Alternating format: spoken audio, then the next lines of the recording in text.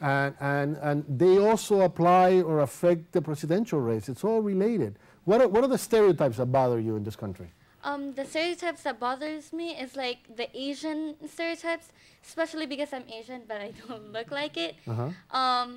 Like, especially in school, people, at first, because I come from the Philippines, which is like a very poor country, they say that, oh, how come you know English? You can't possibly have gotten that much education. I'm like, yes, I can. And my country is not so poor as that they let the issue of education go.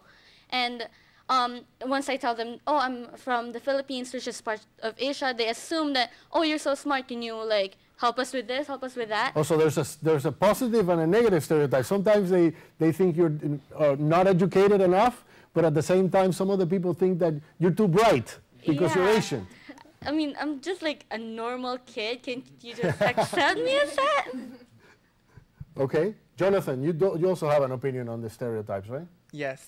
Although I'm not Asian, and there are many stereotypes among my own people, since I'm Mexican, that I look Asian. Right. Yes, and that really hurts, and it's really not offensive to the point that I start crying, but it's really, it has a sense of, I lost my identity because I am Mexican. I speak Spanish, and I was raised in Mexico. And being not just me, but stereotypes, they focus on one element. Don't you guys think that a lot of people just base themselves on how you look and form all kinds of opinion about you based only on how you look before they even talk to you?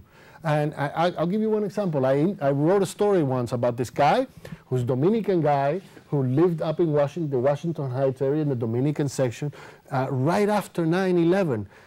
All his fellow Dominicans were harassing him. Why? Because he had a long beard and he looked like a Muslim. And his fellow Dominicans were calling him all kinds of names right after 9/11. The guy couldn't go out on the street because they thought he was a terrorist just because he had a long beard, and he was a Dominican just like the rest of them. So, you know, again, it's based on how you look many times. Wilson, you wanted to say something? I really find stereotypes like stupid.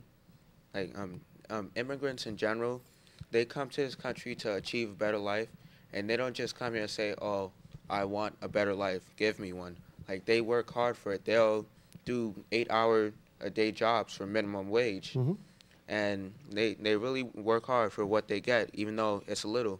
And they really try to, like, get their kids to have successful futures. They don't want them to be how they were when they grew up in those other countries. Okay. One other subject that I know is very controversial and that you guys are interested in discussing is immigration. And you already touched on it a little bit, the immigrants. But illegal immigration, where do you guys stand on that? Because it's a very hot subject in this country right now, hot issue. Where do you stand on it?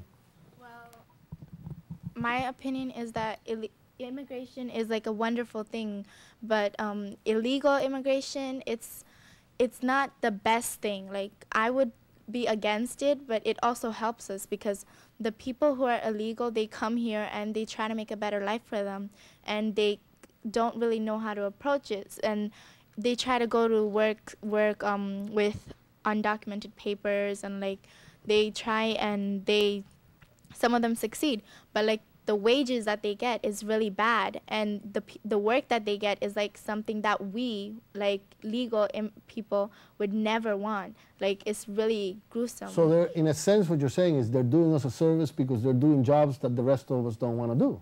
Yes, but in another point is that they're putting the unemployment rates up because they would work for less money because they're new and they need money. So not up, but down. They're actually lowering the wages of the average American because the competition keeps going down instead of up, right? Faisa, how do you feel about immigration? Well, a lot of illegal immigrants, they come to the country and they search for a better life, exactly what Mo said. But I think it's great that they're coming here. But I hope that I want them to get the same yeah, fair treatment as illegal immigrants. I think they deserve the right to be legal. Well, they're human beings. Of And we course. should be treat them all like human Yeah. beings.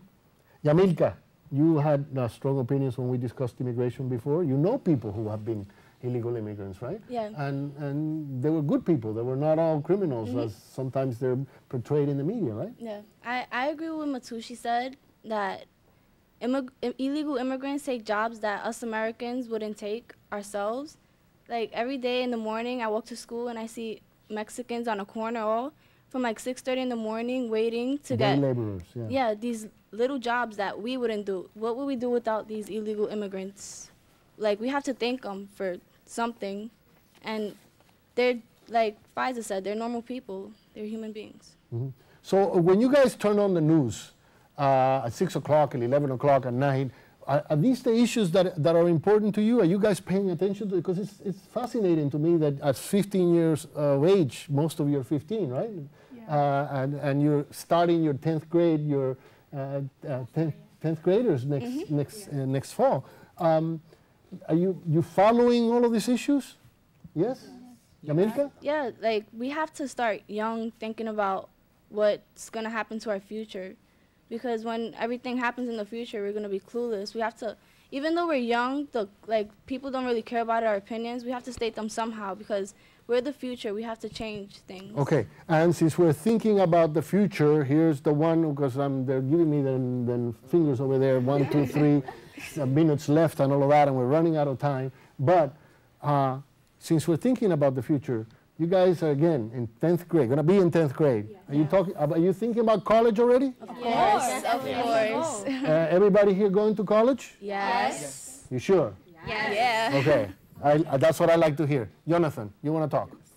I really, in my family at the beginning, before I came to any of these programs, and especially this one for the media, it has informed me a lot. And before my family didn't support me to go to college, and especially my cousins, they said that I was destined to be a day laborer, and I was destined to be working as something I didn't want to. But after being and experiencing these things, I want to have the determination.